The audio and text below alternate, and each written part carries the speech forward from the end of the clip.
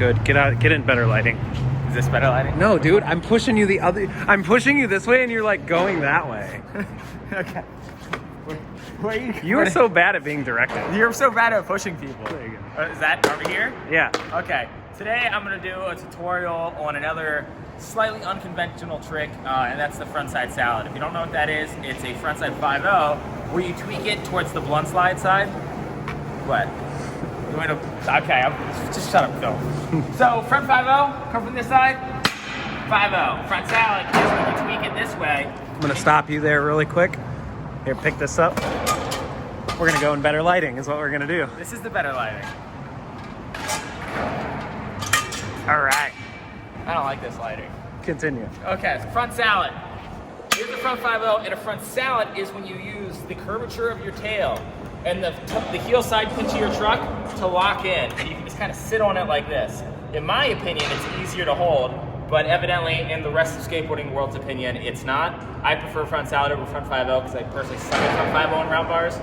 But anyways, the approach is quite simple. There's nothing too crazy about it. Like, I don't come from any sharp angle. I literally approach it exactly like I would a 50-50 or a 5-0. The main difference is this. When you do a front 5-0, your body weight is either over on the side you came from, or you kind of start off on the side you came from and you adjust it to on top of the rail. But for a front salad, the entire time, the majority of my body weight is kind of on the other side of the rail, like in between, like perfectly on top of the rail, but on this side of the rail, if that makes any sense.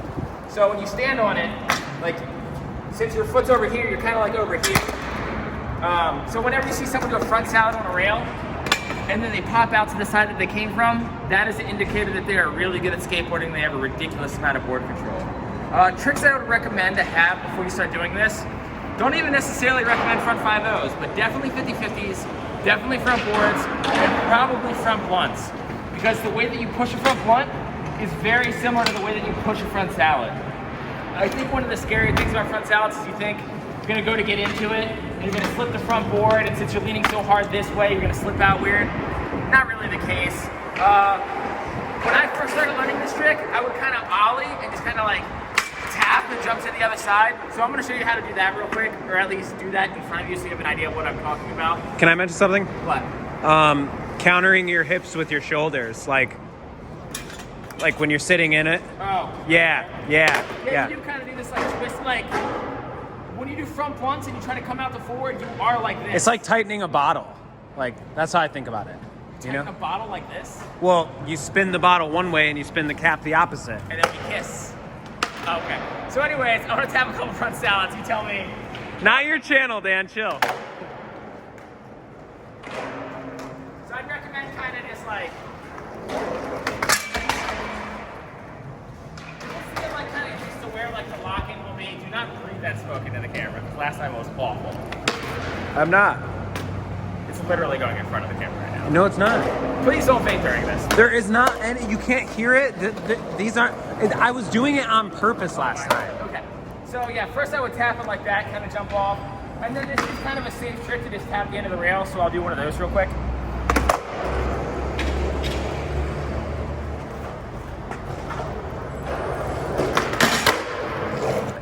Just the babyest front 5-0 kind of tweaky thing where you're just like kind of light footing through it. You shouldn't be trying this trick if you're not comfortable enough to do tricks like that on the end of rails.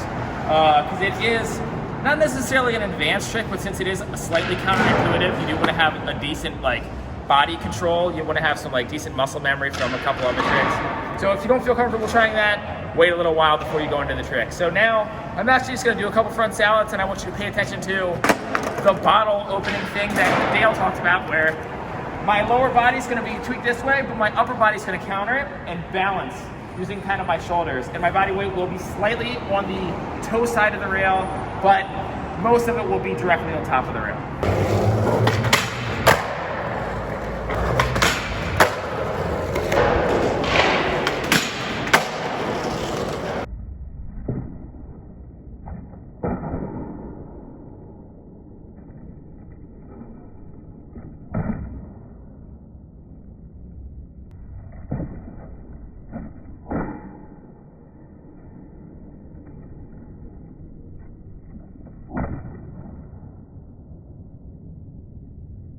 So one of the things that I noticed while I was trying it and trying to think about like all the subtle nuances of this trick is when I'm front salading, I am trying to look as forward as possible.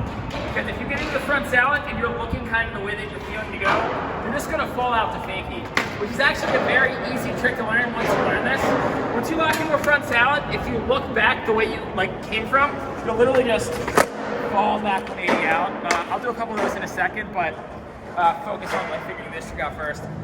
So yeah, you're kind of olling over. My body weight is centered, but slightly this side. Almost sort of like a back tail where you almost feel like you're slipping out and you're balancing, slipping out and holding on, because I see a lot of times when people try to learn back tails, they stick a lot because they're focusing so much on just getting into it. Try to slip out slightly to get it in motion. Otherwise, you'll just do this weird, you stick and then you just kind of jump off real quick. So try to keep that momentum going forward. Dragging your foot, you can kind of get away with it on this trick. Front 5-0s and crooked grinds and salad grinds are just tricks where you can drag your foot a little bit. It might feel a little safer for you. For me, I know salads, I don't drag my foot. 5-0s, I do. So it's personal preference. If you do drag your foot, it'll probably be this part of your foot right here. Definitely don't think of this as I'm gonna get into a 5-0 and then turn it to salad. You wanna land in the salad immediately. If you start off like this and then you go to turn it kind of tends to want to drop on you. So don't think of it like that. And if you usually front 5-0, where you kind of tweak it that way, you're gonna have to think really hard front blunt. It's gonna want to fight you. Honestly, this is just a kind of a simple trick. If you have all the basics of the tricks that we've discussed, I think you're gonna be able to learn this one super fast. The tapping the end of the rail is good. Sometimes I recommend stalling the trick before you actually go for it. This is not one of those tricks. Stalling this trick is actually a little spooky because once you put your weight on it, going really slow, it's kind of easy to just kind of loop out. So having momentum behind you is the easiest. But I'm gonna do a couple of front salad back 180s real quick just to show you what I mean. Watch how my upper body is and watch how it just tosses me to fakie.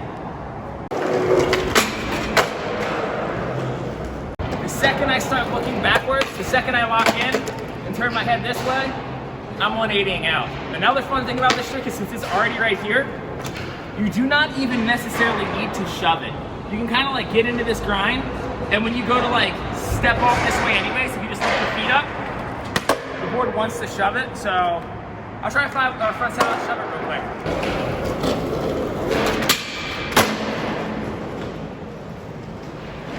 Super easy. Once I get into the grind, I'm literally not thinking shove it at all. I'm really thinking take my front foot off and let my back just move it and it just goes. Nonetheless, that's really all there is to this trick. The K-Ram flat bar is a particularly good one, like I always say, because it's adjustable. This version is slightly skinnier than our other versions, which in all honesty makes pinching way easier because it's less friction. But we also have the thicker one out that's our main one for sale. We have this obstacle and a ton of other obstacles on our website if you want to check us out at keyramps.com. Got everything from quarter pipes to mini ramps of every shape and size, unique obstacles like the transition ledge, weird bank to bars, bumped rails, A-frames, you name it, we have it. So until next time.